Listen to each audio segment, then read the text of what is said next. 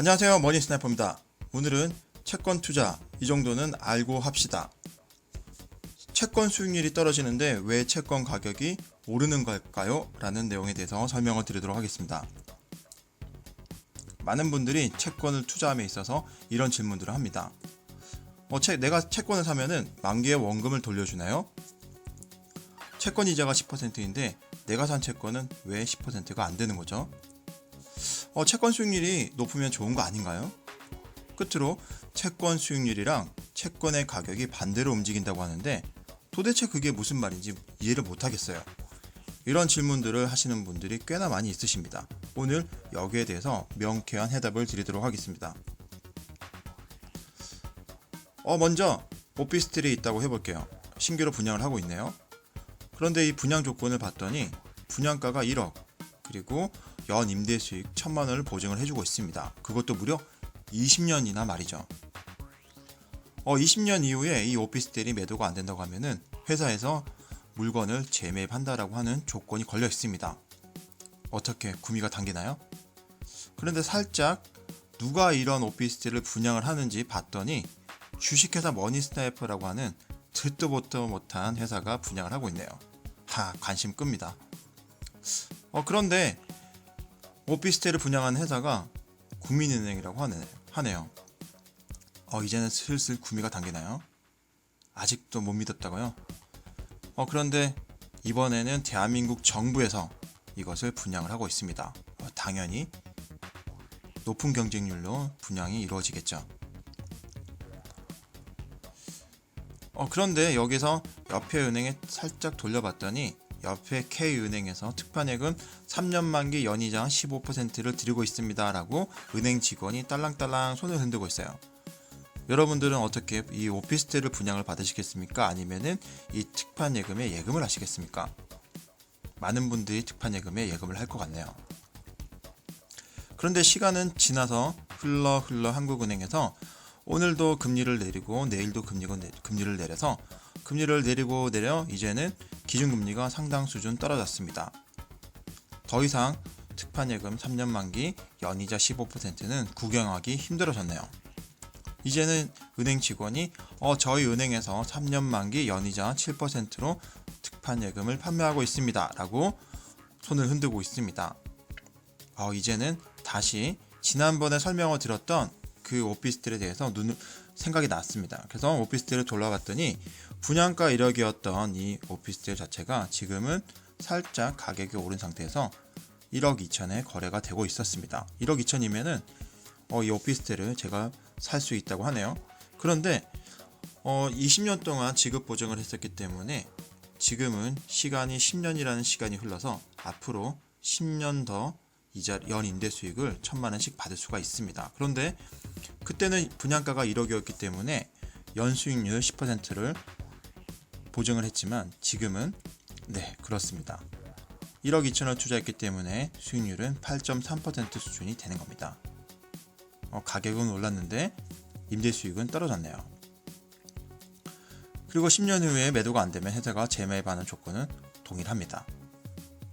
다시 옆에 은행 직원이 딸랑딸랑 흔들고 있는 특판예금 3년 만기 연이자 7%와 비교를 하게 됩니다. 어떤 분들은 오피스텔을 분양할 수도 있고 어떤 분들은 특판예금 3년 만기 연이자 7%를 매매하실 수도 있습니다.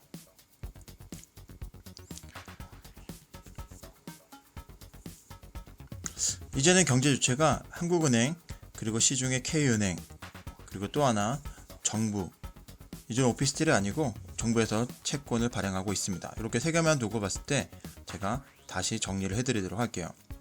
채권이라고 하는 것은 다음 세 가지가 고정이 되어 있습니다. 액면가, 액면이자, 만기가 고정이 되어 있죠. 이 세 가지는 절대 변하지 않아요.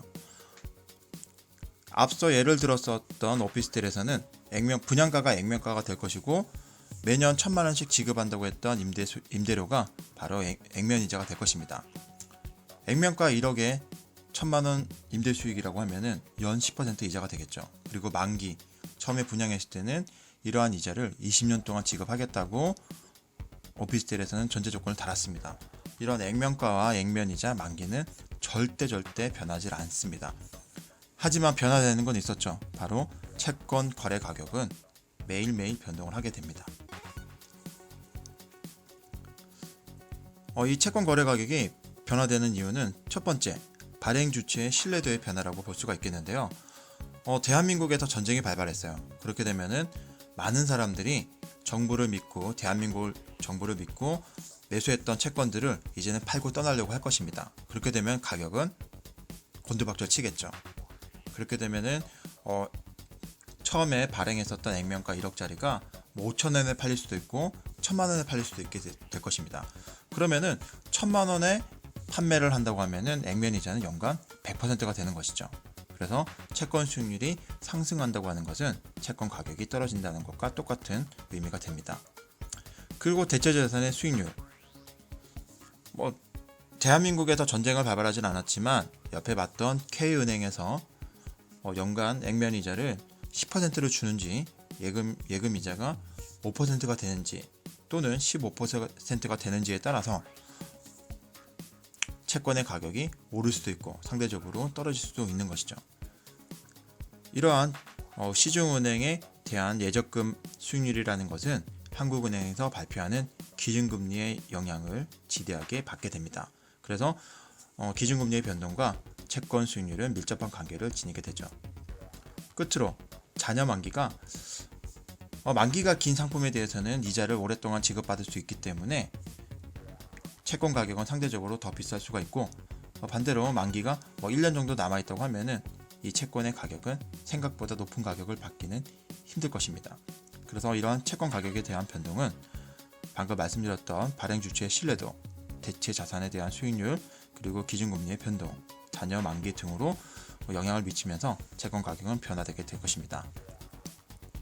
어떻게 여러분들이 처음에 지녔던 궁금증이 해소가 되셨나요? 채권을 사면 만기에 원금을 돌려주나요? 아니죠.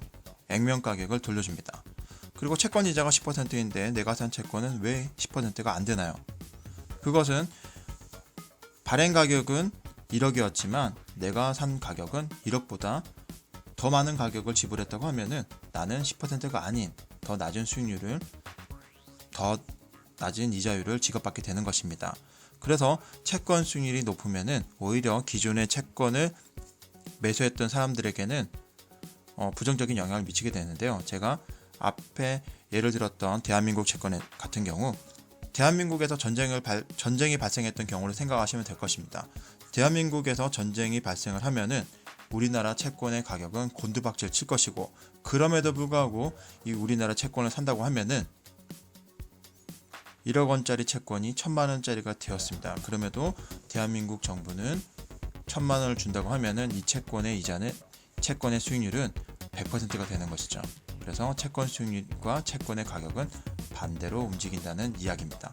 어떻게 채권의 수익률이랑 채권 가격이 반대로 움직인다는 내용을 이제는 이해가 되셨나요? 제가 준비한 내용은 여기까지입니다. 오늘 내용이 도움이 되신다고 하면은 좋아요, 그리고 새로운 소식을 받고자 하시면은 구독을 부탁드리겠습니다. 머니 스나이퍼였습니다.